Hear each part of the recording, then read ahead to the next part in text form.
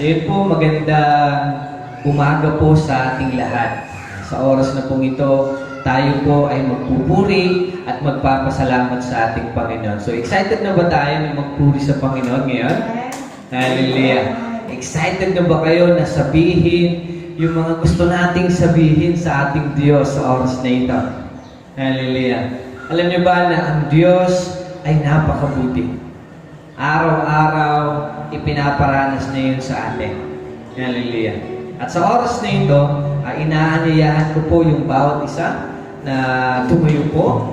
Inaanyayahan ko po na sa oras na ito ay tayo ay magpupuri, magpapasalamat sa ating Panginoon. Hallelujah. So, are you ready? Yeah. Amen. Hallelujah.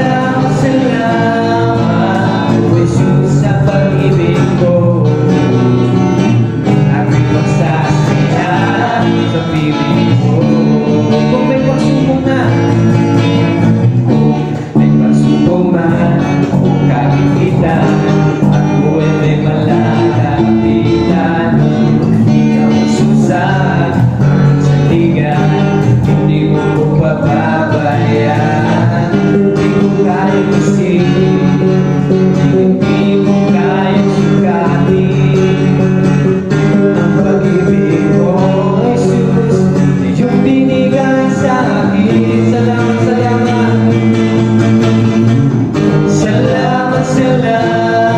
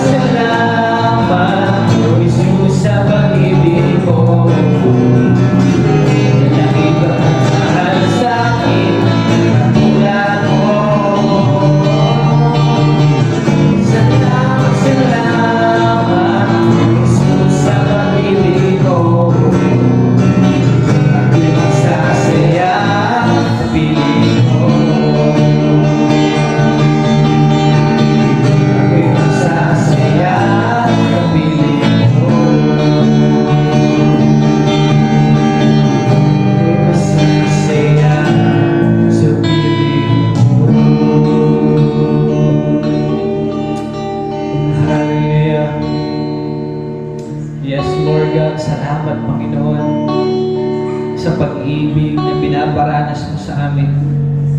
Maraming salamat, Panginoon, sa pagmamahal na patuloy mong ipinapakita sa amin. Hallelujah. Sa oras na ito,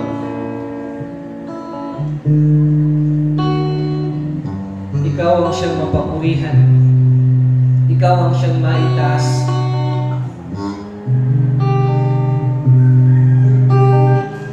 Hindi lamang dahil sa ikaw ay mabuti sa amin, hindi lamang dahil sa meron kang ginagawa po sa aming buhay.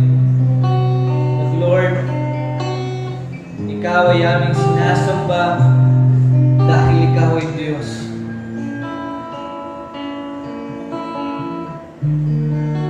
Hallelujah. Sa oras na ito, Panginoon, tanggapin mo ang aming pagsamba.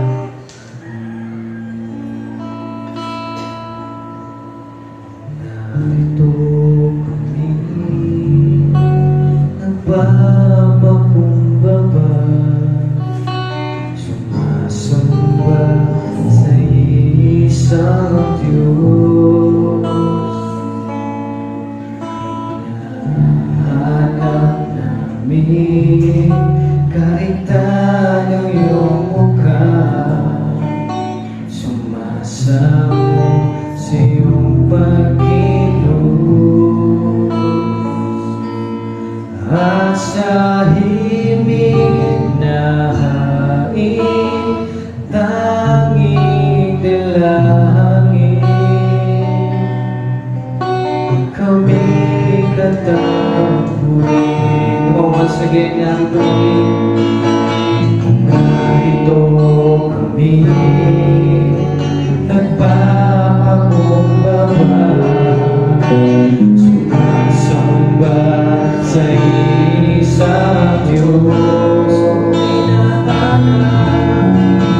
Hinahanap namin kaligtan ng iyong mukha, sumasamo sa iyong pagkilos, at sa himig na hain tanging dalangin kami katapuin. Ibanas mo sa amin ang iyong kapangyarihan. Come on, sabihin natin sa Panginoon. Ibanas mo sa amin ang iyong kalwalhatian.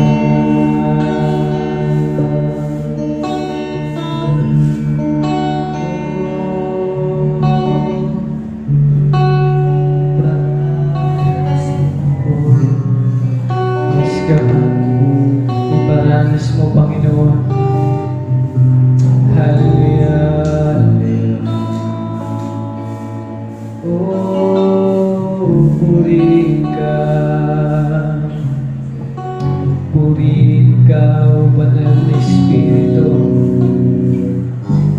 Purihin ka, O Ama. Purihin ka, O aming Panginoon. Hallelujah, Jesus. Gusto pa namin, Panginoon, na maranasan ang iyong kapangyarihan. Gusto pa namin, Panginoon, na maranasan ang iyong kaluwalhatian sa aming mga buhay. Kilala mo kami, Panginoon. Personally, alam mo lahat, Panginoon. Lord, right now, kami, Panginoon, ay nagpapakumbaba sa oras na ito. Gusto pa namin, Panginoon, na maranasan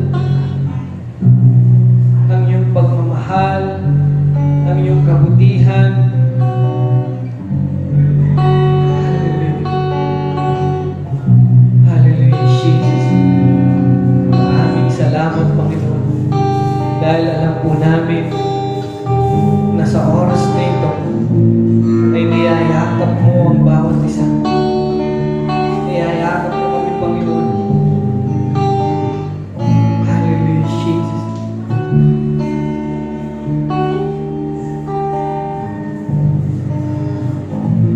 Alas mo sa amin ang iyong kapangyarihan. Ipamalas mo sa amin ang iyong kaluwalhatian.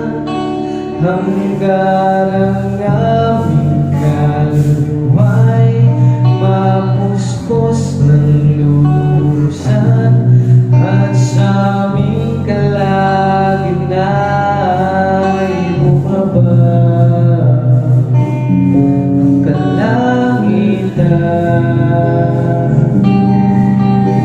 Dakilang iyong ngalan, minsan pa'y iparanas mo sa amin ang iyong kapangyarihan. Ipamalas mo sa amin ang iyong kaluwalhatian. Hanggang ang aming kaluluwa'y mapuspos ng lubusan, at sa aming kalagitna'y bumaba ang kalangitan. Dakilang iyong ngalan. Yes, Lord God, dakilang iyong ngalan, Panginoon. Hallelujah. Ikaw lamang ang siyang maitaas sa oras na ito. Ikaw lamang ang siyang mapapurihan at masamba, Panginoon. Hallelujah. Lord, tunay nga na ikaw ay Diyos. At ito ay mararanasan pa namin. Hallelujah. Hallelujah, Jesus. Thank you so much, Lord God. Ikaw lamang ang aming pinupurit, dinadakila. Sa tanging pangalan ng aming Panginoong Hesus. Amen. Amen. Amen.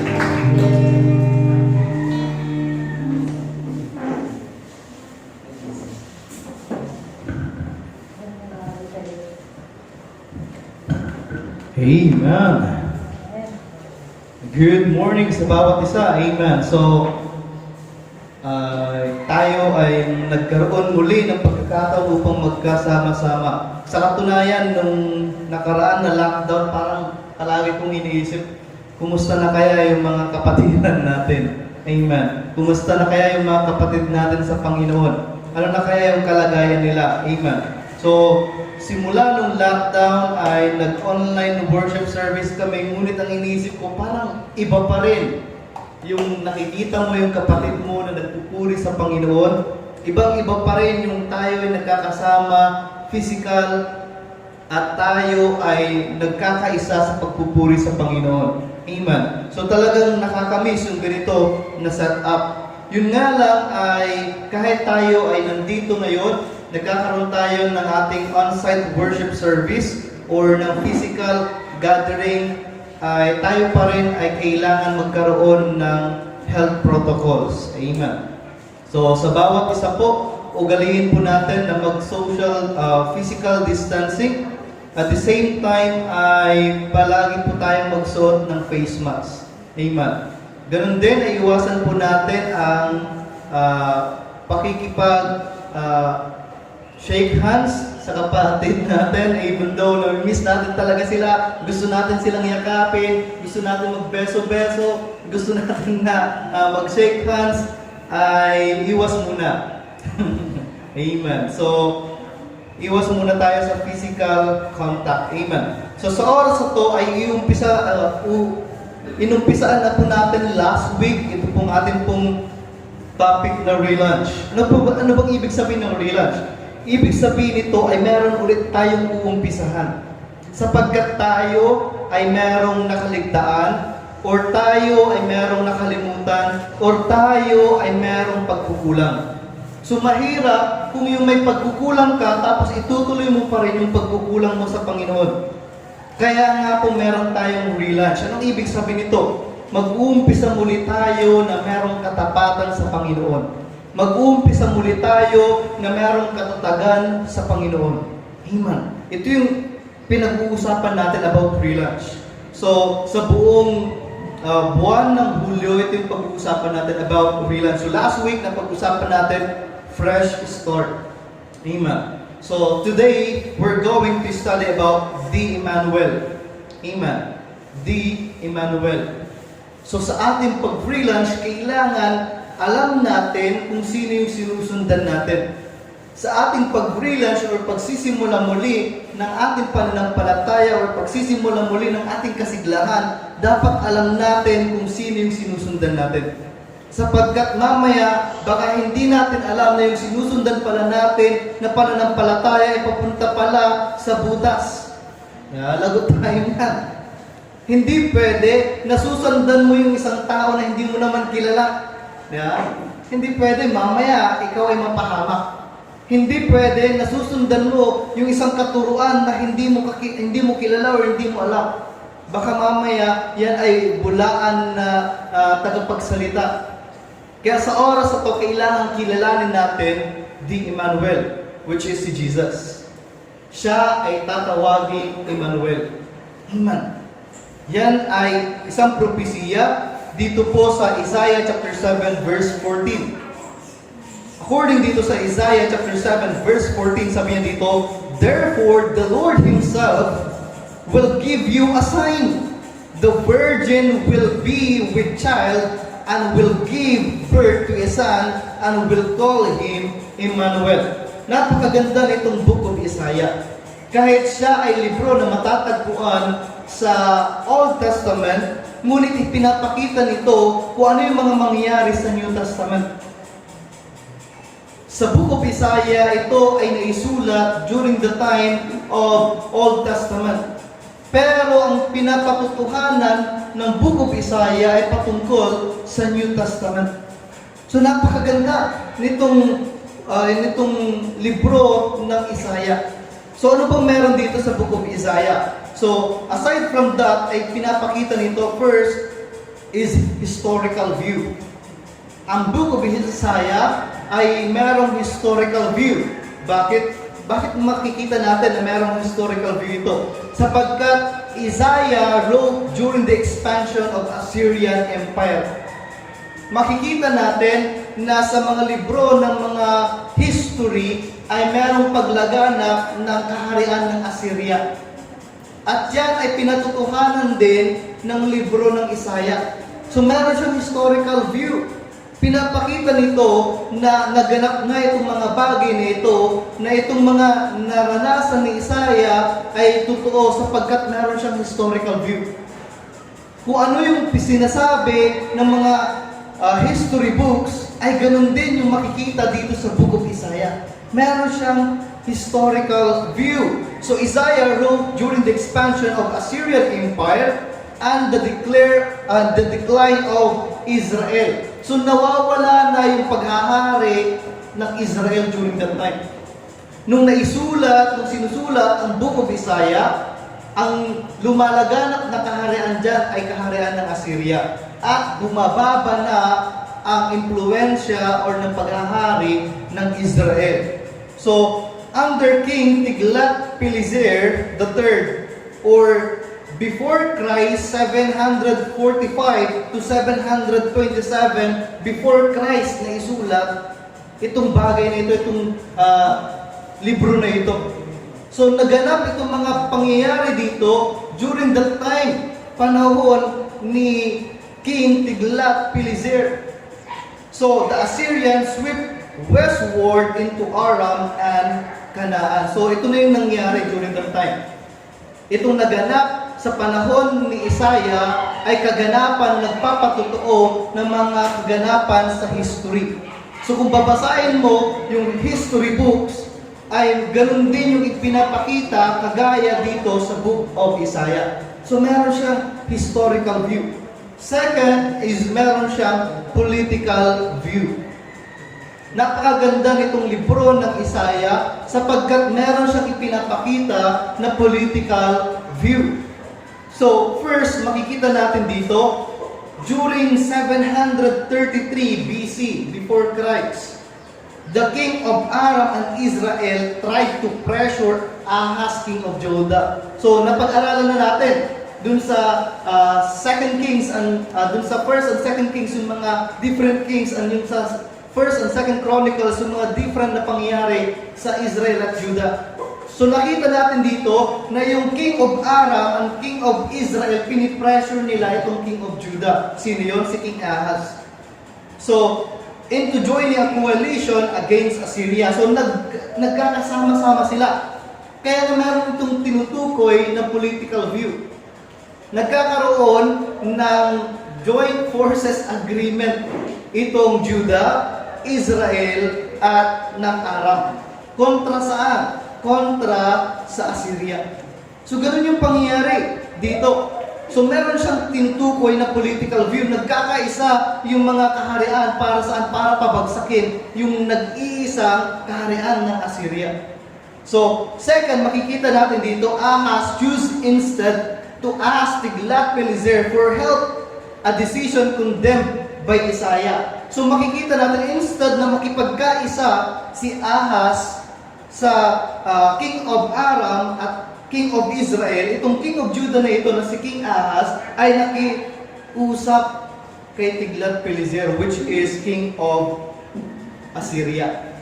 Yeah. So, ang gusto ng tatlong kaharian magsama-sama laban sa Assyria, ngunit ang ginawa nitong King of Judah ay kinausap niya itong King of Assyria.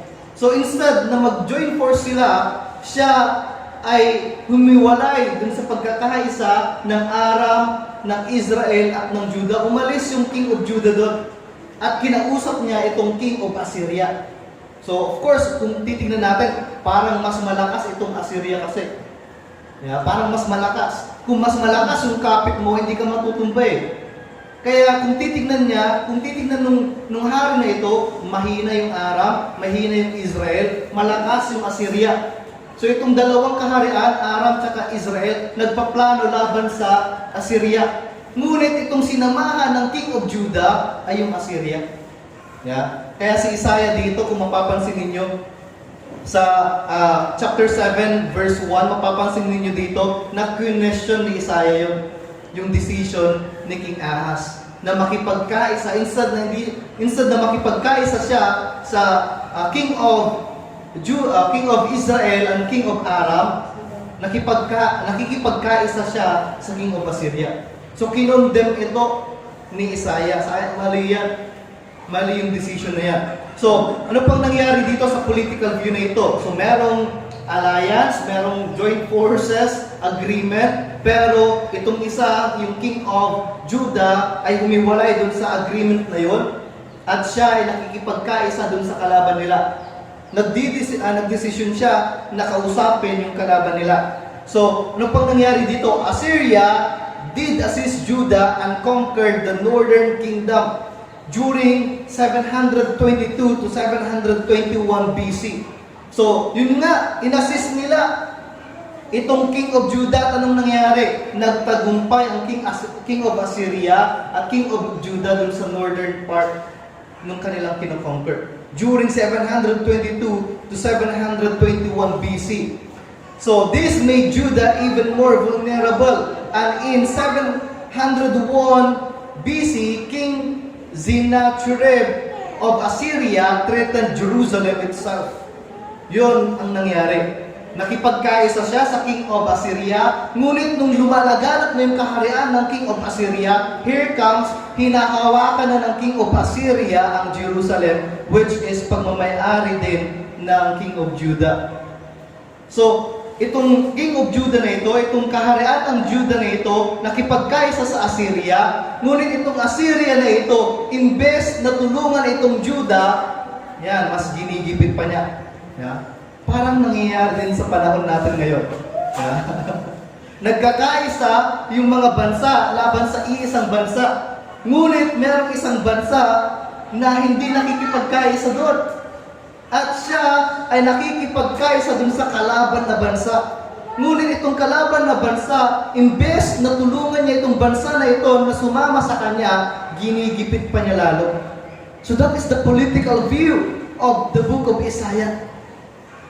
So anong nangyari during the time? The godly King Hezekiah, buti na lang, ay pagkatapos ni King Ahaz, ay merong dumating na bagong hari, which is King Hezekiah. Prayed earnestly. So nanalangin siya sa Panginoon dahil sila ay ginigipit na, ang kaharian ng Judah ay ginigipit na ng kaharian ng Assyria. So the godly King Hezekiah prayed earnestly, and Isaiah predicted that God would force the Assyrians to withdraw from the city. Amen. Praise God for that. Nung nanalangin si King Hezekiah, sinabi ng Panginoon through Isaiah na aalisin niya na yung paghahari ng Assyrian Empire doon sa kanilang syudad. Amen. Kaya tunay nga po na kapag tayo ay ginigipit ng mga bansa, kapag tayo ay ginigipit ng mga maimpluwensyang mga bansa, ang kasagutan po natin dyan ay hindi karahasan. Sapagkat wala talaga tayong may paglalaban. Kung paramihan na nga lang ng ihi, baka mabaha tayo eh. Yeah? Kung ihi lang yung labanan, baka sa sobrang dami nilang tao, yung kakalabanin na bansa, ay baka bahain ang Pilipinas. Ihi lang nila yun. Yeah? So, anong ibig sabihin nito? Hindi natin kaya gamit yung pwersa natin. Hindi natin kaya gamit yung teknolohiya natin. Ngunit itong political view na ito, pinapakita niya na hindi yung karahasan yung ginamit ni King Hezekiah. Anong ginamit niya? Yung pananampalataya niya sa Diyos. Amen. Siya ay lubos-lubos na nanalangin sa Panginoon, at anong ginawa ng Diyos? Inalis niya ang paghahari ng Assyria doon sa kanilang syudad. Amen. So ganun din po sa ating pong gobyerno, sa ating pong political set up, we cannot fight this battle through flesh. Hindi natin mapaglalabanan ito kung laman sa laman yung labanan, mano-mano yung labanan, kung talagang digmaan, hindi natin kaya. Amen. Ngunit sa paanong paraan natin mapagtatagumpayan? Through the set-up of Isaiah, sinabi niya dito, sa pamamagitan ng pananampalataya sa Diyos. Amen. So the political view of the book of Isaiah is telling us ano din yung gagawin natin kapag ginigipit na tayo ng mga bansa. Kailangan makita po natin ito. Hindi yung reklamo tayo ng reklamo sa gobyerno, pero ang tanong ay nanalangin ka na ba para sa gobyerno? Amen. Ang tuya, ang gapuni may second tranche. Yeah. Naupot lang may first tranche. And sugal ko lang. Yeah. So, imbes na magreklamo tayo, ang tanong, nanalangin ka na ba para sa ating bansa? King Hezekiah, nung sila ay nagigipit na, yung bansa nila ay ginigipit na ng Assyria, nung ginawa niya, siya ay nanalangin. So, ganun din po tayo. So, merong political view na pinapakita itong book of Isaiah. Merong historical, merong political. At the same time, merong spiritual view. Amen. Merong spiritual view. Anong makikita natin dito na matututunan, or anong makikita natin dito na spiritual view? So the book of Isaiah provides us the most comprehensive prophetic picture of Jesus Christ in the entire Old Testament. Itong libro ng Isaiah ang pinakamaganda na pagbabasihan natin ng patungkol sa Panginoong Jesus kung ang pinag-uusapan natin is Old Testament. So sasabihin nila, ay si Jesus kasi sa New Testament lang yan. Yeah? Yun yung banat sa atin eh. Ay hindi kami naniniwala kay Jesus kasi si Jesus, siya lang yung nasa New Testament. Yeah? Ang pinaniniwalaan namin ay si Yahweh sapagkat siya ay nandoon pa, sa simula pa lamang ay nandoon na siya sa Old Testament. Yeah. Hindi nila alam na ang Panginoong Jesus ay kinilala na during the time of Isaiah. Amen. Kinilala siya, ito yung pinaka-concrete or pinakamaganda na pagkaka-explain kung ano ang katangian ng Panginoong Jesus. So sabi niya dito, Isaiah chapter 7 verse 14, therefore the Lord Himself will give you a sign. He will give you a sign. Ano yung sign na ito? The virgin will be with child and will give birth to a son and will call him Emmanuel. Amen. Bago pa naganap yung New Testament, sinabi na ng libro ng Isaiah.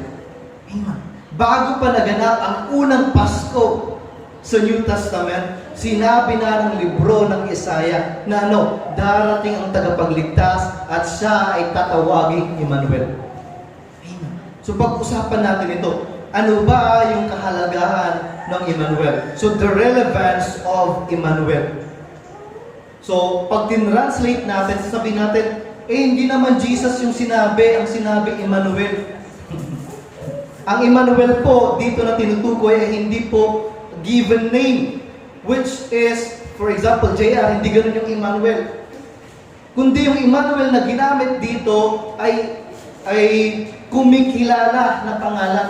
Hindi siya definite na pangalan kagaya ng JR. Yeah? Kundi ito ay kumikilala na pangalan. Anong ibig sabihin nito? Description. Yeah. Pag sinabi ng Biblia, Emmanuel, hindi yan po yung given name or yan yung finite or definite na pangalan ng Panginoon. Ngunit yung Emmanuel ay pagkilala sa katangian ng Panginoon. Anong ibig sabihin ng Emmanuel? God with us. Amen. Yun po yung ibig sabihin. At siya ay tatawaging Emmanuel. Ang ibig sabihin ng Emmanuel ay God with us. Amen. So ano ba yung halaga nito sa ating pananampalataya? Ano ba yung halaga ng God with us or ng Emmanuel sa ating buhay? So first thing is, God with us, the provision. God with us, the provision. So in Isaiah chapter 41 verse 10, so do not fear, for I am with you. Do not be dismayed, for I am your God. I will strengthen you and help you. I will uphold you with my righteous right hand. Amen. So sa pagkakataon na ito, sinasabi ng Panginoon sa bawat isa sa mga tao niya na ako mismo ang sasama sa inyo. Amen. Ang Diyos mismo ang sasama sa inyo. May mga pagkakataon na yung mga Israelites, kahit ang kasama na nila si Moses, marami pa rin silang alalahanin. Yeah, napansin niyo yun?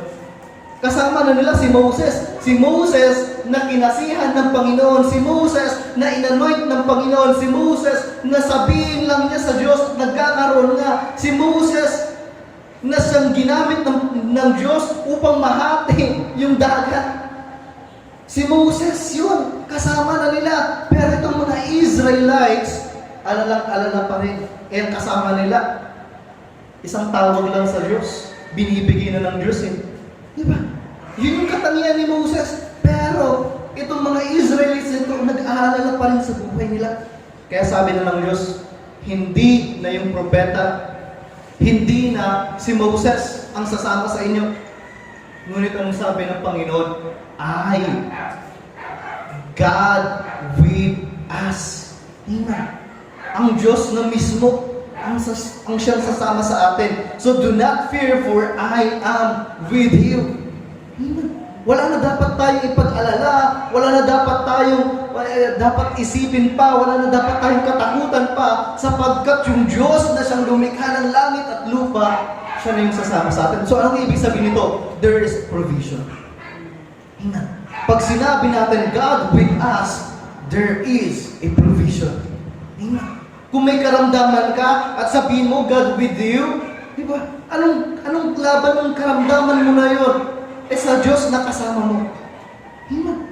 Walang laban yung karamdaman na yun. Kung meron kang problema sa pera, sasabihin mo, God with us. Amen.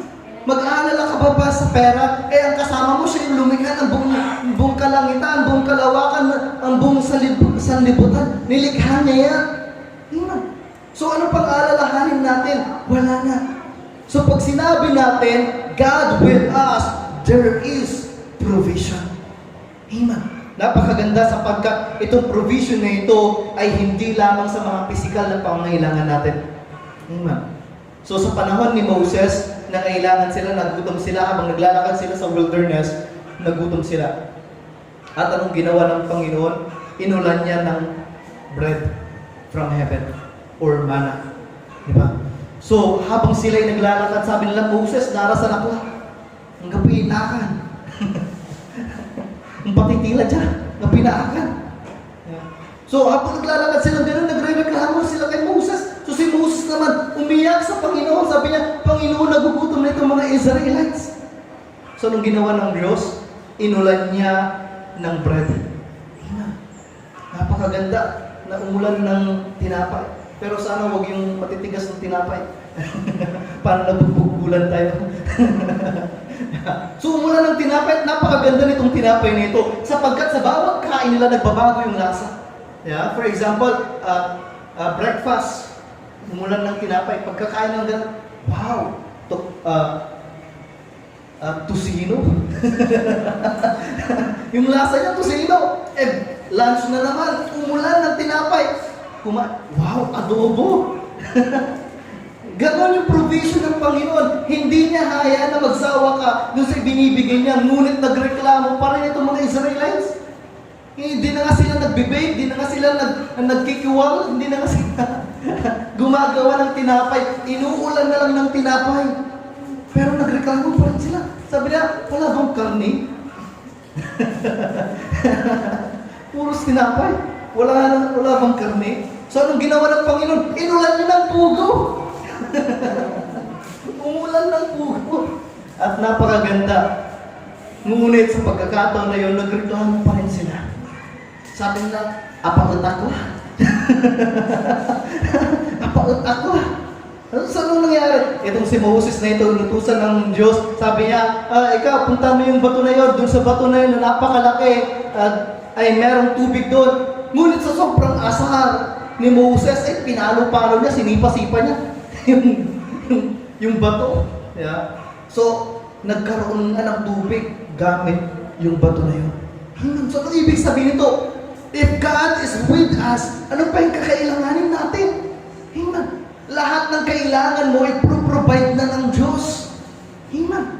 Lahat na ng ninanais mo ay ibibigay na ng Diyos. Ang kailangan lang natin gawin ay panghawakan that God is with us. Amen. Akala kasi natin pag may problema, nag-iisa tayo. Wrong, mali po yun. Lagi po nating tandaan, kailanman hindi tayo iniwan ng Diyos. Amen.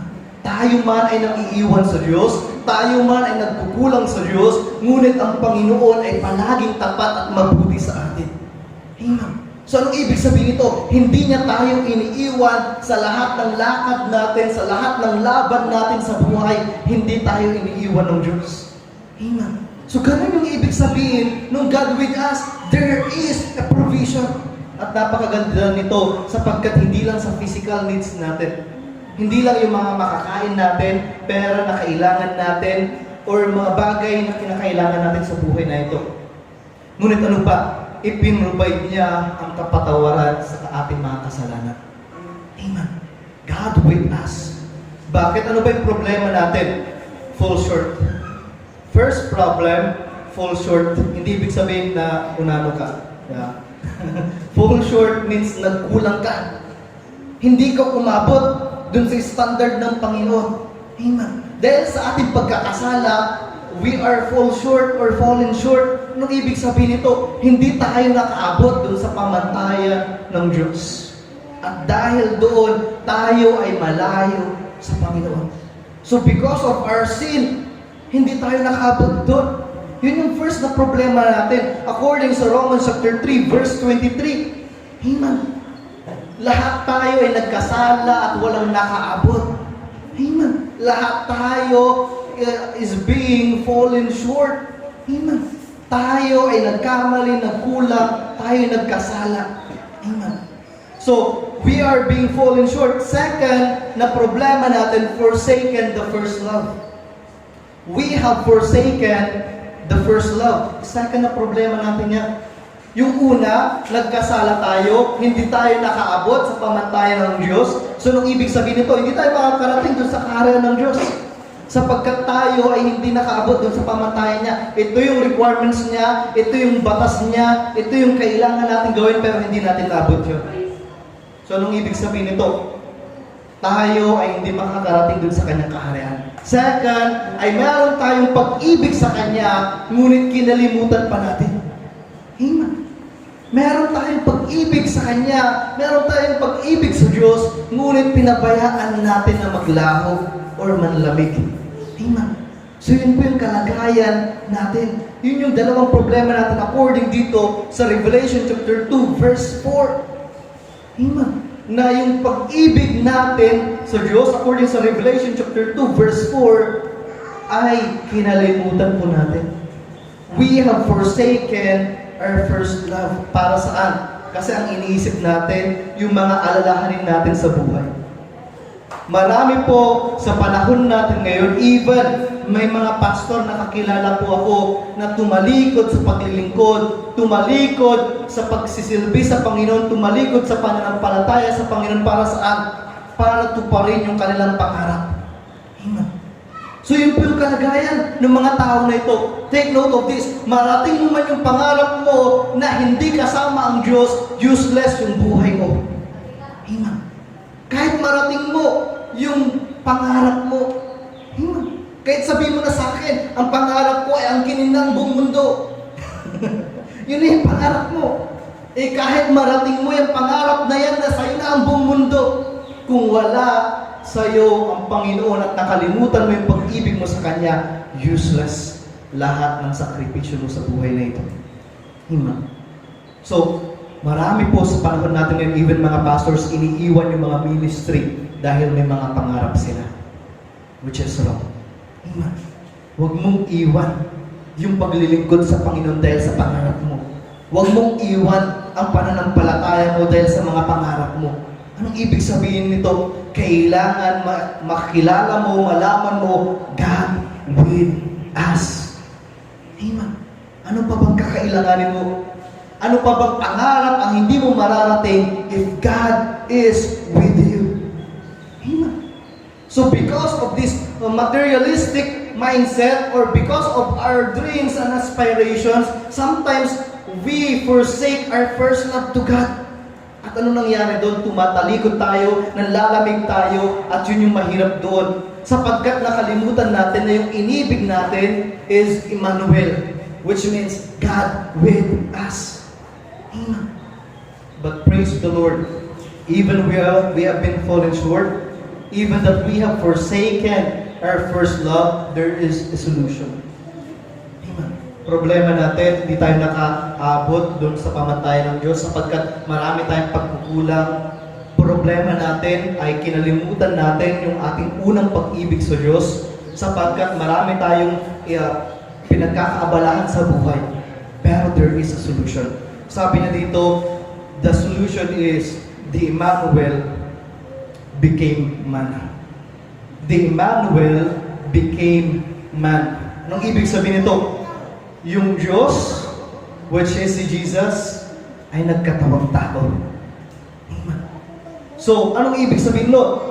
Yung Diyos ay nagkatawang tao. Sapagkat tayo ay hindi makakarating sa Diyos because we have fallen short. Amen. Hindi tayo makakarating sa Diyos.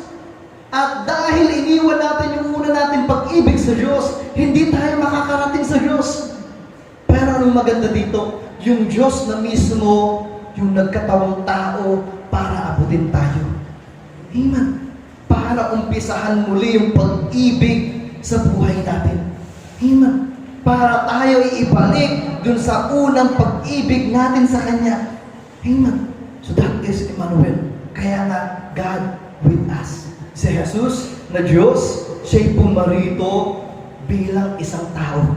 Diyos siya. Ngunit siya'y pumarito, nakihalubilo siya sa mga tao para saan? Para buuin ulit yung pag-ibig natin sa Diyos, yung pag-iibigan natin sa Kanya. According dito sa Isaiah chapter 41 verse 13, "For I am the Lord, your God, who takes hold of your right hand and says to you, do not fear, for I will help you." Amen. That is the promise of the Emmanuel. Amen. That is the promise of God for us. Sabi niya dito, huwag ka nang matakot sa buhay na ito. Huwag ka nang mag-alala sa mga pangangailangan mo sa buhay. Huwag ka nang mag-alala sa kaligtasan mo. Huwag ka nang mag-alala sa mga bagay na nararanasan mo sa buhay na ito. Bakit? Do not fear. I will help you. Amen.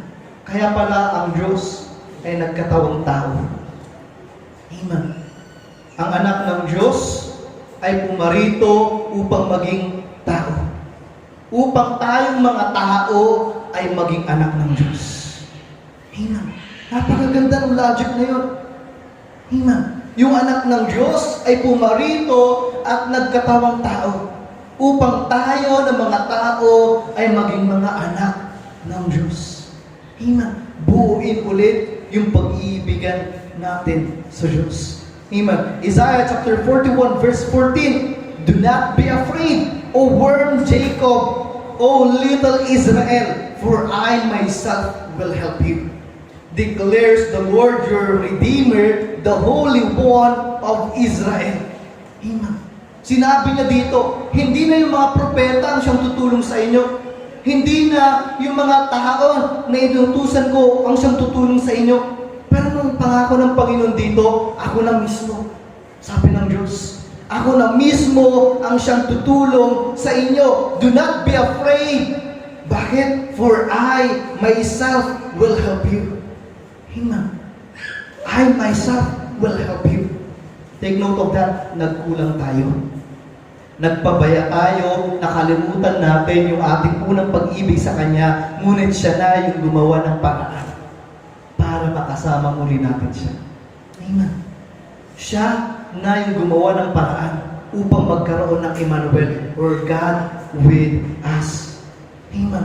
Yung Diyos ay makasama natin. We have fallen short, hindi tayo makarating sa Kanya. We have forsaken our first love, nakalimutan natin yung unang pag-ibig natin sa Kanya. Ngunit anong ginawa niya? Siya na yung pumarito sa atin. At siya na yung umibig sa atin. Amen. That is the Emmanuel.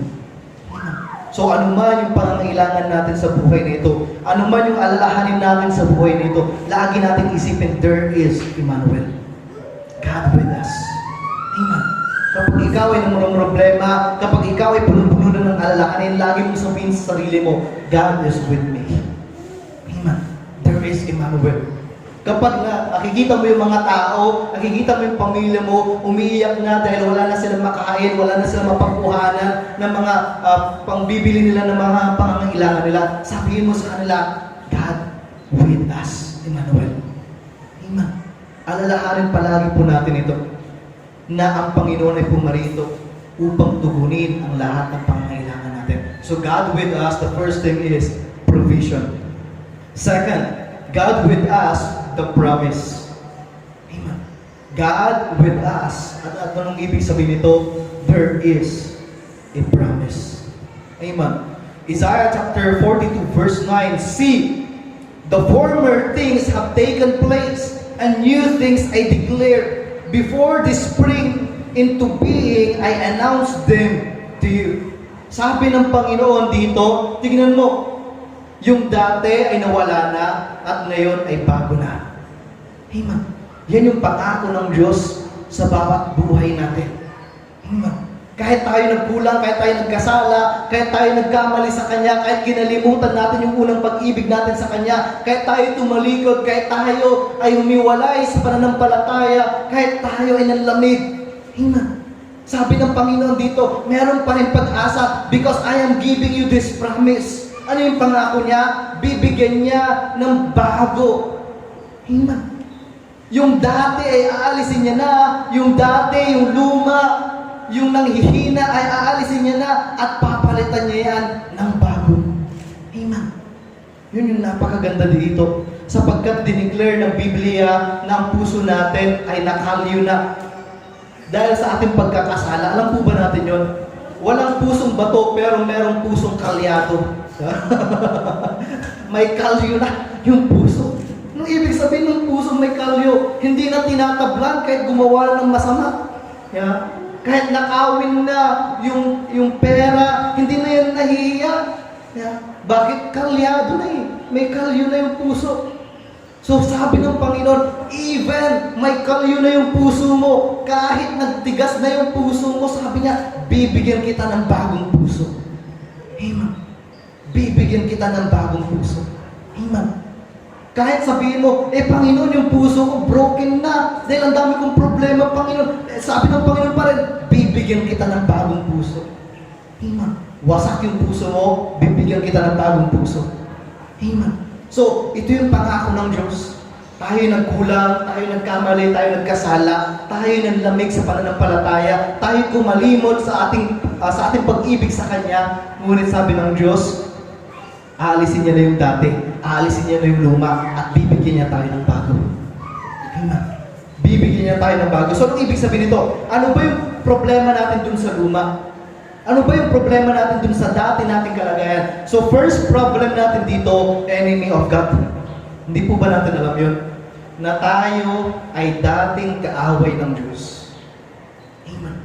Because of our sins, because of those things that we are doing, dahil sa ating pagkakasala, ang declaration ng Romans chapter 5 verse 10, we are enemy of God.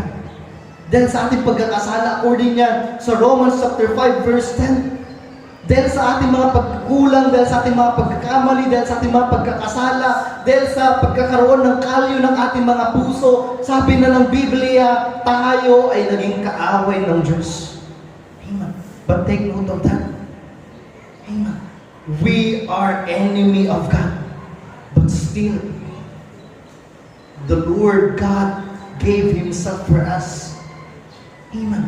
Tayo ay kaaway ng Diyos, pero ang Diyos mismo, siya na ang gumawa ng paraan upang tayo ay magkaroon ng pakikipag-ayusan sa Kanya. Amen. Siya na yung gumawa ng first move. So the problem, enemy of God. Second, problem natin is lying to second death. Because we are enemy of God, because we forsake the first love, because we have fallen short, because we are committing sin. So ano pong problema natin? We are lying to second death. Nakalinya na po tayo. Yung linya po natin ay patungo sa impyerno. Yan yung dating kalagayan ng buhay natin. Amen. According yan sa Revelation chapter 21 verse 8, dahil sa ating mga pagkakasala, amen, tayo ay nakalinya papunta na sa impyerno. Kaya nga sabi ni Jude sa Jude chapter 1 verse 23, sabi niya doon, kung meron kang kakilala na papunta sa impyerno, you need to snatch them from the fire. Amen. Yung mahal mo sa buhay, nakalinya na papuntang impyerno.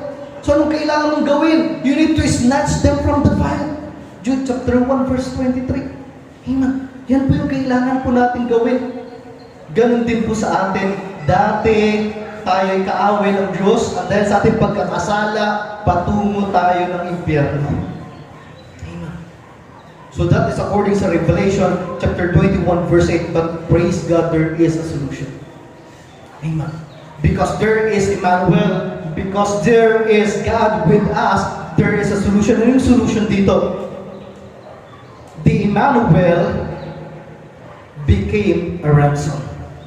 Amen. Tayo kaaway ng Diyos. Kaaway natin siya. Amen. Tinuring tayo na kaaway ng Diyos. Second, ang ating punishment papunta ng second death. Papunta ng impyerno. Yan yung punishment sa atin. Pero nung ginawa ng Diyos, yung Diyos na inaaway natin, siya yung naging ransom. Amen.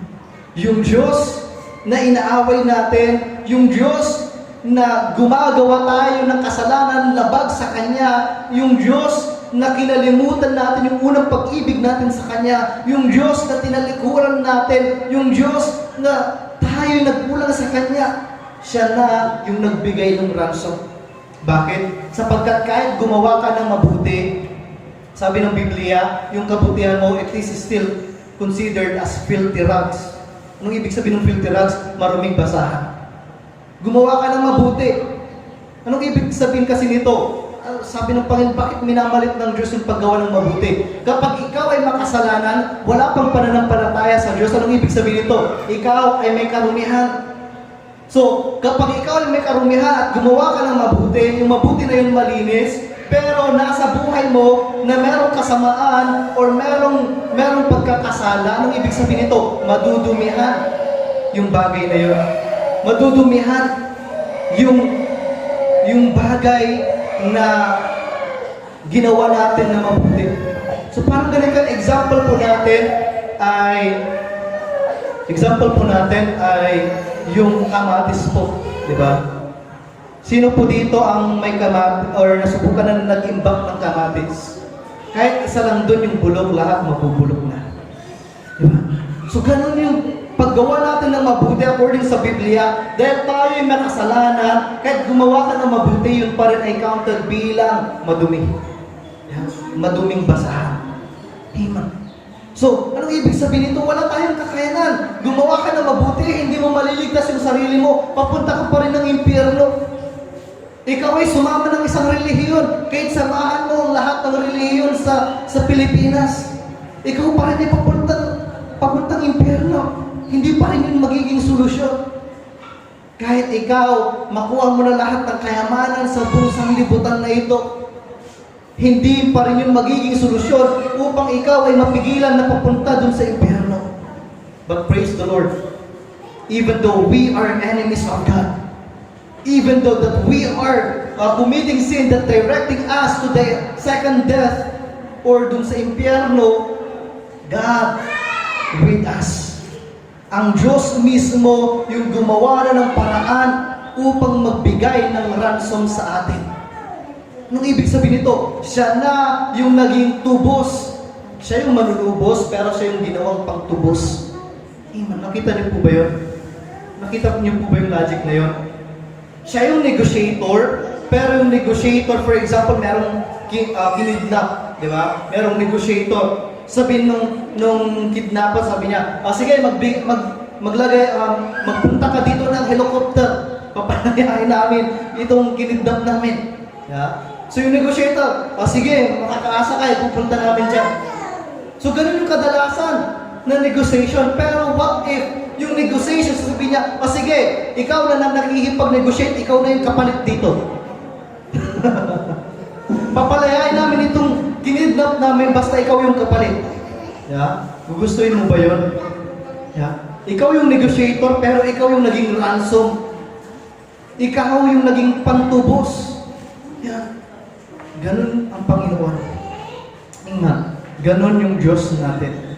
Tayo ay kaaway niya, tayo ay paparusahan papunta sa impyerno, ngunit tayo ay kanyang tinubos. Siya mismo ang naging pantubos. Amen. So, the Emmanuel became a ransom. Isaiah chapter 53 verse 5, but He was pierced for our transgressions, He was crushed for our iniquities. The punishment that brought us peace was upon Him, and by His wounds we are healed. Amen. Amen. Siya na yung ipinako sa krus instead na tayo. Siya na yung nilatigo, pinahirapan. Amen. Instead na tayo dapat yun. Imbes na tayo yung pahirapan, imbes na tayo yung ipako sa krus, sapagkat yung ipinapako sa krus ay yung mga makasalanan, sapagkat yung mga ipinapako sa krus ay mga kriminal. According yan sa historical background, ang ipinapako sa krus ay mga kriminal. Ngunit sa panahon ng Panginoong Jesus, siya ang ipinako sa krus, sapagkat siya ang naging kabayaran sa ating pagkakasala. Amen. That is God with us. Amen.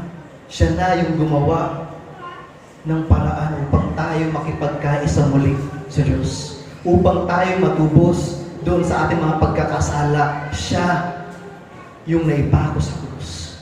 And that is the promise. Pangako ng Diyos yan. Amen. Kaya sa bawat isa na may pananampalataya sa Kanya, yung pangako na yan, ibinigay niya sa inyo. Amen. So huwag nyo na sasabihin nyo sarili nyo, makasalanan kasi ako, hindi na. Sapagkat sinabi na ng Biblia, yung kasalanan mo, ipinako na kasama na ni Kristo. Amen. So anong ibig sabihin nito? Ang tawag na sa'yo ng Diyos, dati enemy of God, ngayon ang tawag na sa'yo ng Diyos, sons and daughters of God. Amen. Amen. We are now sons of God. Tayo ay binigyan na ng karapatan ng Diyos upang maging anak niya. Amen. John chapter 1 verse 12. Amen. Tayo binigyan niya na ng karapatan upang maging anak niya. Lagi po natin panghawakan yan. Bakit? Because God with us. Amen. Kapag tayo inuusig muli ng kaaway at sinasabihan muli tayo ng kaaway na tayo makasalanan, lagi natin isipin, pinatawad na tayo ng Diyos. Amen. Lagi natin isipin na ito, na ang Panginoon ay siya yung naging pantubos ng lahat ng ating pagkakasala. So, anong ibig sabihin nito? Hindi na tayo hawak ng pagkakasala. Amen. Hindi na tayo hawak ng kasalanan. Amen. Sapagkat tayo tinubos na ng Diyos. Amen. So, because of it, napakaganda nitong pangako ng Diyos na ito.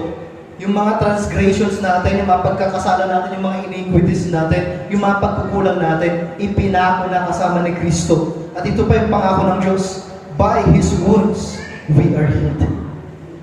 Amen. By His wounds, we are healed. Ano man yung karamdaman mo sa oras na to, kailangan panghawakan mo ito because of the Emmanuel, because God is with us, because the Lord gave Himself as a ransom to us. Through His wounds, we are healed. Amen. Sa pamamagitan ng Kanyang latay dun sa krus ng Kalbaryo, tayo ay Kanyang pinagaling na. Amen. So, huwag na natin sabihin na tayo ay mamamatay na dito sa karamdaman na ito, na tayo ay pinabayaan ng Diyos dito sa karamdaman na ito. No way. But because of His favor, because of His promise, amen. Anong ginawa niya? Siya yung naging pantubos sa atin. Upang tayo mapatawad sa ating pagkakasala. Upang tayo ay malinisan mula sa ating pagkakasala. Upang tayo ay mapagaling mula sa anumang karamdaman.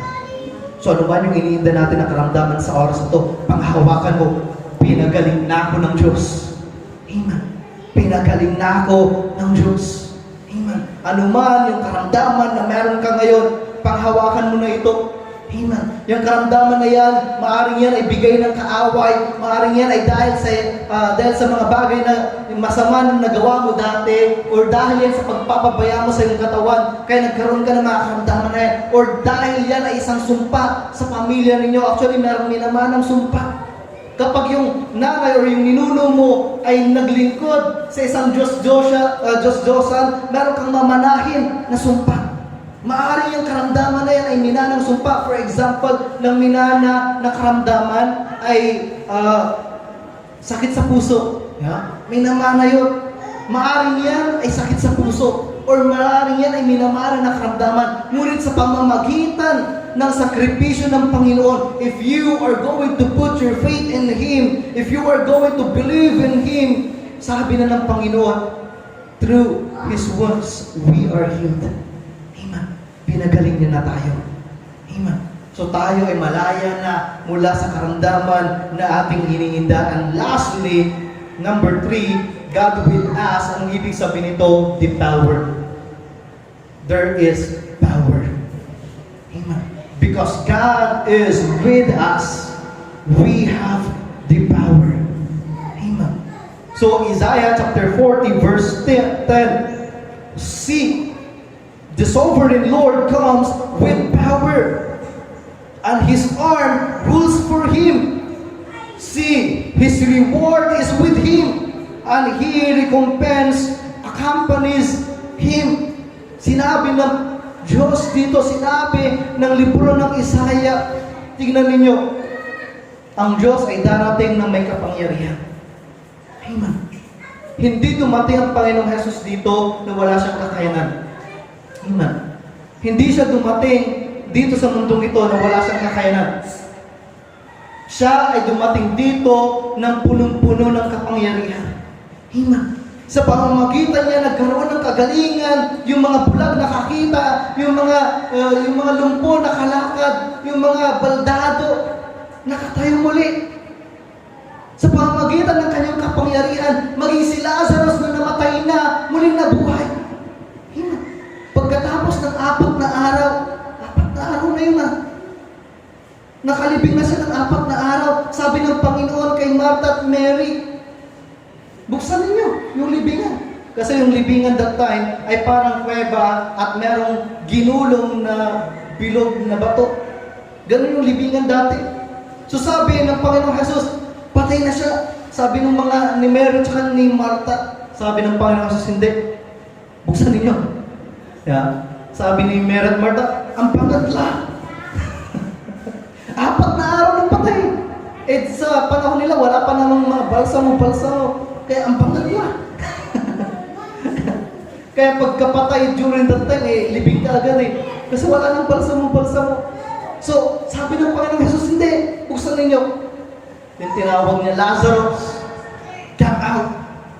Tinawag niya si Lazarus. 4 na araw ng patay. Tinawag niya. Anong nangyari? Lumabas na si Lazarus. Buhay na buhay. Amen. He came with power. The Lord Jesus Christ came to this world with power. Amen. At hindi lang yun yung kanyang kapangyarihan, hindi lang yun yung mga milagro na nagawa niya, kundi meron din siyang kapangyarihan para sirain ang gawa ng kaaway sa buhay natin. Amen. The Lord came to this world with power. Kaya nga, God with us. Amen. Kung pinahahawakan mo that God with us, ang pinahahawakan mo ay makapangyarihang Diyos. Amen. Hindi talunan na Diyos. Amen. Hindi yung kapag may sunog, ang ililigtas mo yung Diyos mo, hindi ganun yung Diyos na pinaglilingkuran natin. Na kapag may lindol, ang unang mong ililigtas yung Diyos mo, ay nalamig kinayayagin. Diba? Ang unang mong ililigtas yung Diyos mo, which is wrong, dapat yung Diyos mo yung magligtas sa'yo Yeah. Kapag nasusunog naalala ko tuloy, nung nagkaroon ng fake news, yung, kailan na ba yun? Basta, yung grabe yung bagyo at yung fake news ay nasira na yung dam. Umabot ba dito yun? Yung fake news na yun? Adralay dam. Yeah.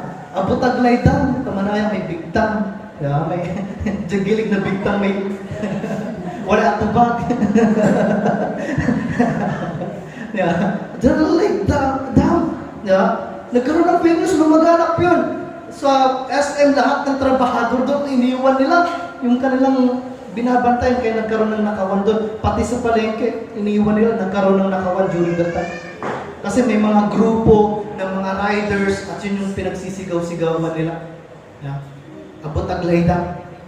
So, during that time, nakita ko yung mga kapitbahay ko, alalang-alala. Wadya kami na dyan, nasa hilltop na kami, Palanday. Yeah. Nasa Palanday na kami. Pero yung mga kapitbahay namin, alalang-alala. Meron akong isang kapitbahay, umakyat ng bubong namin. Kasi matibay daw yung bubong namin. Umakyat ng bubong namin nang may dala-dala yung Diyos niya. Diba? Powerless God. That is a powerless God. If you treat that as a God, it is a powerless God. Bakit? Hindi na kaya iligtas yung sarili niya. Diba? Hindi niya kaya na iligtas yung mga taong sumasampalataya sa Kanya. Diba? So, anong ibig sabihin nito? That is powerless God. Pero ang Diyos na pinaglilingkuran natin, siya ay pumarito na may kapangyarihan. Amen. Nagpagaling siya ng marami na may karamdaman sa katunayan, binuhay niya maging patay. Amen. At siya may kapangyarihan laban sa kaaway. So ano ba yung problema natin? Ano ba yung problem natin? Bakit si Lord pumarito na may kapangyarihan? Because there is problem. First is under Satan's work. We are under Satan's work. Dahil sa pagkakasala natin, actually, simula kay Adan at Eva, simula sa kanila, nung sila ay niloko, nung serpent na yon, nag-umpisa na ang paghahari ng kasalanan sa buhay natin. At ang kaaway ay gumagawa na ng masama sa buhay natin. Ang kaaway, actually, sasabihin natin, fallen angel naman na siya, wala na siyang magagawa sa buhay natin. Tingnan ninyo, sa Book of Job, di ba? Meron pa rin siyang magagawa. So, itong kaaway na ito, marami siyang ginagawa sa buhay natin para saan? Ito, John chapter 10, verse 10. Ito yung gawain ng kaaway. To steal, kill, and destroy. To steal, kill, and destroy. John chapter 10, verse 10. Yan yung gawa ng kaaway. Yan yung ginagawa ng kaaway sa atin. So, because we are under Satan's word, ito yung ginagawa ng kaaway sa atin. Tayo ninanakawan niya, tayo kanyang pinapatay, tayo kanyang sinisira. Kaya nga kung may tao na naninira sa'yo, hindi yung tao yung kaaway mo, kundi si Satanas na bumulong sa kanya, nasiraan ka niya. Kaya nga kung may mga tao na lumalait sa'yo, may mga tao na nang-aapi sa'yo, hindi yung mga tao ang kaaway mo, kundi si Satanas na bumulong sa kanila upang ikaw ay apihin. So ano nga ibig sabihin nito? Because we are under Satan's word, ito yung ginagawa ng kaaway sa atin. Ninanakawan tayo, pinapatay tayo, sinisira tayo. Yun yung problema. Second na problema natin dito is pressure of the world. We are being pressured by this world. Si Satan, meron na siyang ginagawa sa atin. Plus, itong mundo na ito, ang daming requirements. Diba? Itong mundo na ito, buti pa, dati kasi, kahit wala kang pera, mabubuhay ka. Diba? Buti pa dati kasi, kahit wala kang kayamanan sa mundong ito, basta meron kang kapitbahay na may malunggay, ayos na. Yeah. Sa panahon natin ngayon, ay may malunggay. Yeah. PM is the key. Yeah. Online selling na rin pati malunggay. Binibenta na rin. Naawa nga ako para kay Pastor Bench. Kasi dun sa Canada talagang walang kapitbahay doon. Mind your own business doon. Kahit nagugutom ka na, kahit mamatay ka na sa gutom, mind your own business. Hindi ka nila pupuntahan doon, hindi ka nila lalapitan doon. Wala silang pakialam sa'yo doon. So, ganun yung kalagayan. So, anong ibig sabihin nito? Because of this pressure of this world, anong nangyayari sa atin? Tayo ay nagfo-focus sa mga bagay ng mundong ito. Kasi kung wala kang pera, wala ka rin kaibigan. Diba? Yan yung nangyayari, nagiging normal na yan. Kapag ang dami yung panlibre, tala, Mars, kumusta ka lang Mars? Pa-ice cream ka lang Mars? Pero kapag ikaw ay gipit na, Mars, pakutang mo ako pa. Ang gapo! Ang gapo! Yeah. So, anong ibig sabihin ito? Kung wala kang pera, wala kang kaibigan. So, because of these pressures of this world, mas nagfo-focus tayo sa mundong ito. Mas nagfo-focus tayo sa mga requirements ng mundong ito. Mas nagfo-focus tayo sa mga bagay na sa libutan ito. Parang ang labanan na lang sa panahon natin ngayon ay kung ano yung tinapos mo sa pag-aaral. Ikaw, ano ka? Doktor, konduktor. Yun yung tanong sa atin. Parang ang labanan na ngayon ay ilan na yung pera mo sa bangko. Piggy bank lang yung bangko mo eh. Kawayan bank nga lang eh. So, ano ibig sabihin nito? Because we are being pressured in this world, mas nagpo-focus tayo sa sanlibutan ito, which is wrong.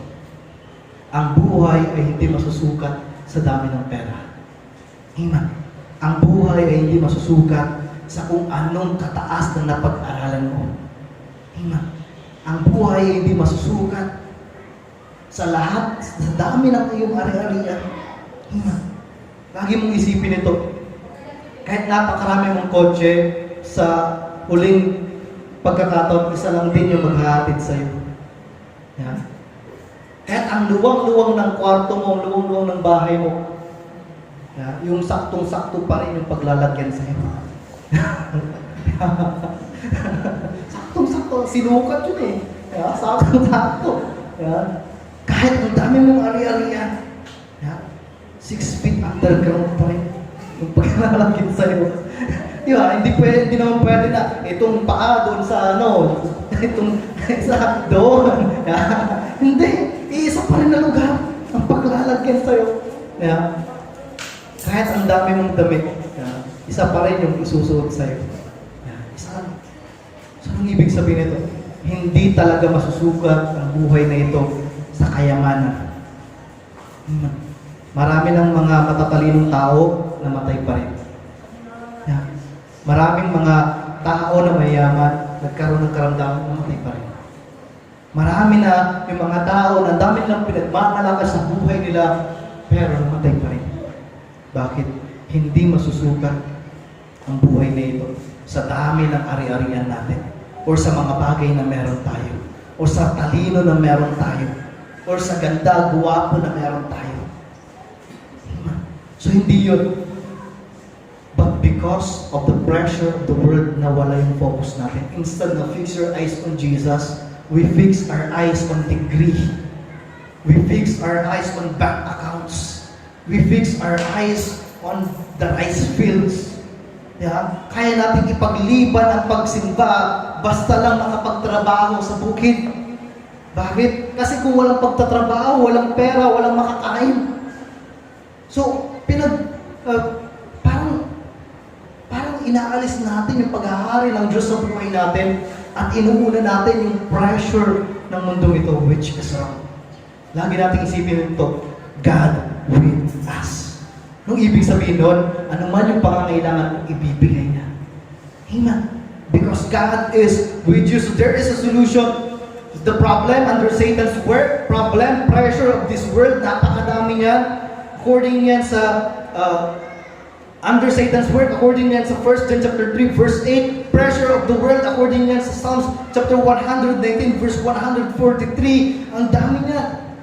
But there is a solution. The Emmanuel became strength. Amen. Tayo man ay mahina sa paningin ng mga tao sapagkat wala kang narating sa buhay na ito, wala kang natapos sa pag-aaral, wala kang bank account, wala kang maraming pera, maaaring ang tingin ng tao sa'yo, mahina ka, maliit ka sa paningin ng mga tao. But here comes, sinasabi ng Panginoon, kahit maliitin ka ng kaaway, kahit maliitin ka ng mga tao, kahit ikaw sa tingin ng kaaway, ikaw ay mahina, kahit sa tingin ng mga tao, ikaw ay mahina, kahit sa sarili mong paningin, ikaw ay mahina, sabi ng Panginoon, the Lord, God is with you. Amen. Anong ibig sabihin nito? There is a solution. The Emmanuel became our strength. Ganito yan. Tingnan po natin, ano ba yung katangian ng isang papel? Yung papel madaling malukot. Yung papel madaling mapunit. Yung papel madaling masira. Pero tingnan natin, kapag yung papel ay idinikit mo ng napakagandang pagkakadikit sa pader, kaya mo pa ba yun nalukutin? Kaya mo pa ba yun nasirain? Kung yung papel na yun ay idinikit mo ng napakaganda na pagkakadikit sa isang pader, kaya ibuhos mo na, so pinansiraan mo. Kahit ibigay mo na lahat, mahihirapan ka na sirain yun. Ganon yung buhay natin. Amen. We are fragile. This life is fragile. We are weak. We are poor. We are nothing based on the perspective of this world, we are nothing. Wala tayong narating, wala tayong natapos, wala tayong may pagmamalaki, and maybe marami sa mga kakilala mo minamalit ka because of that. Pero tingnan po natin ito, tayo ay dikit na sa Panginoon. Amen.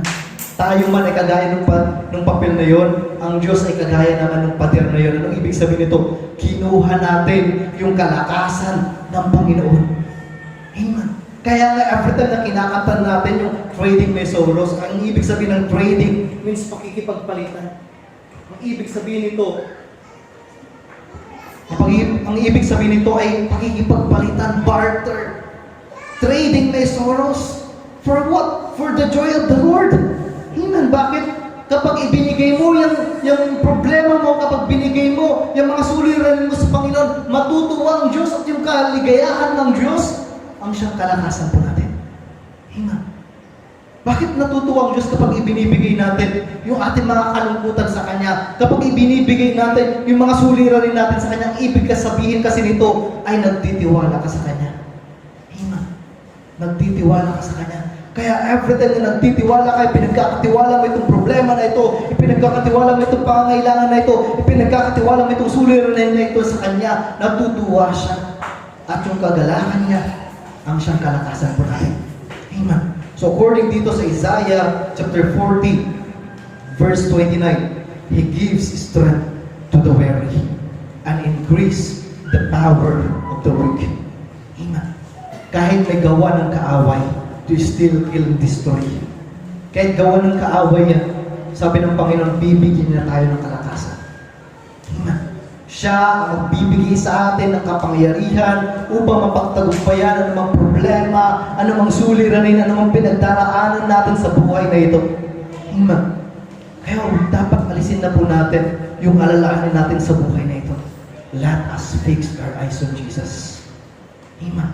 Let us follow Jesus, no turning back. Amen. Let us follow Jesus, no turning back. Because Jesus is the Emmanuel, God with us. Amen. At kung kasama natin ang Diyos, sino ang makakagapi sa atin? Amen. If the Lord is for us, who can go against us? Amen. Sino makakagapi sa atin? Wala. Amen. So, lagi po nating isipin ito. Sa bawat pagkakataon ng buhay natin, kailangan the Lord is with you. Kailangan God is with us. Amen. So, sa oras na ito, maaari ba na dyan sa kinuupuan po natin? Amen. Maaari ba na even yung mga kapatid natin na nanunood sa kanilang mga tahanan, ano man yung pinagdaraanan natin sa oras na ito. Amen. Ano man yung mga suliranin natin sa pagkakataon na ito, let us fix our eyes on Jesus. Amen. Instead na ibaling mo yung buong atensyon mo sa problema, instead na ibaling mo ang buong atensyon mo sa karamdaman na meron ka, imbes na ibaling mo ang buong atensyon mo sa gawa ng kaaway sa buhay mo, ibaling mo ang buong atensyon mo sa Diyos. Amen. Pangawakan po natin ang kapangyarihan ng Diyos na ibinigay sa atin. Amen. Isipin nga po natin mabuti sa oras na ito. Ano ba yung pinagdaraanan po natin? Maaaring karamdaman, meron kang iniindang sakit, karamdaman sa buhay mo or sa pamilya mo, sa mga mahal mo sa buhay. Merong karamdaman. Ano ba yung pinagdaraanan mo sa oras na ito? Maaaring problema financial. Sapagkat sa pandemic na ito, nawalan ng trabaho, hanap buhay. Dahil sa pandemic na ito, nagkaroon ng kakulangan sa mga pangangailangan. Sa oras na ito, ano ba yung pinagdaraanan? Maaaring pagkakasala. Ikaw ay hawak pa rin ng pagkakasala. Meron pa rin ginagawa ang kaaway sa buhay mo. Pinipilit ka pa rin ng kaaway na umalis sa pananampalataya at nakikita mo sa buhay mo na parang nanlalamig ka. Na parang nawawalan ka ng pag-ibig sa Diyos. Sa oras na ito, ano man yung pinagdaraanan natin. Let us fix our eyes on Jesus.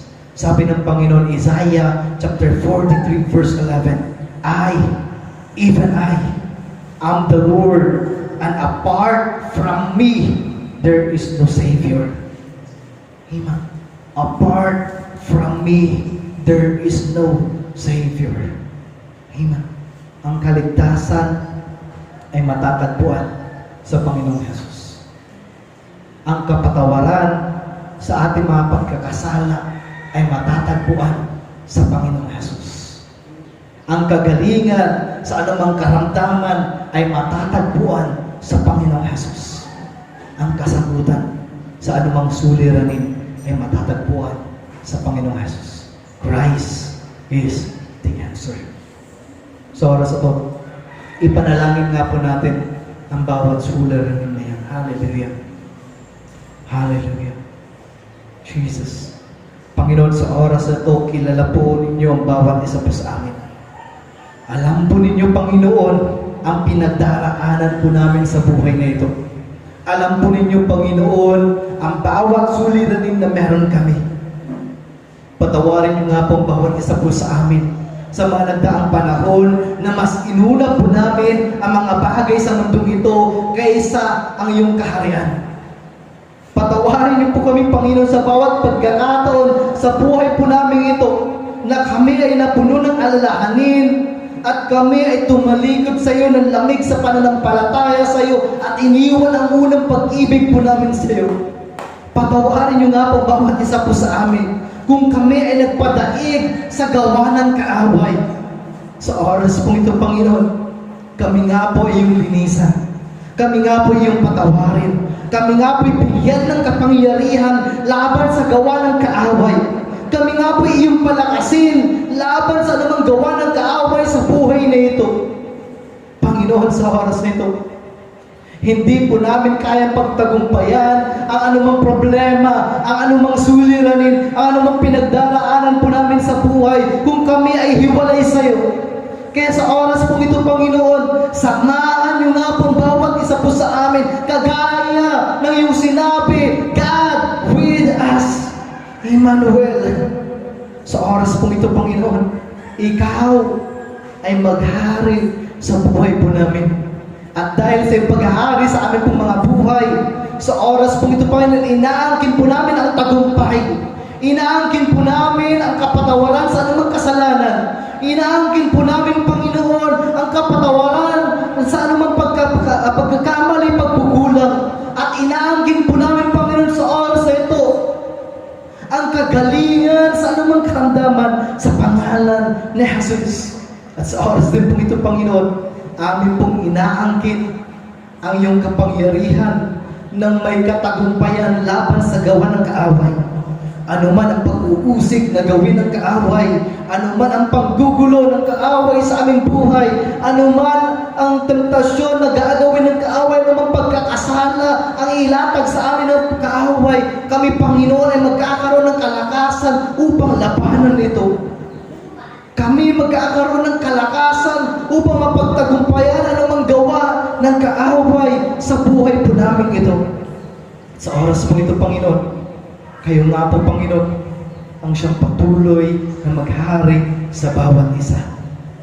Maraming salamat po, Panginoon, sapagkat ikaw ang Emmanuel. Ikaw ang gumawa ng paraan upang maging kabayaran sa aming pagkakasala. Ikaw ay naging tao upang kami magkaroon ng relasyon muli sa iyo. Ikaw, Panginoon, ang umako ng aming pagkakasala upang kami ay patawarin.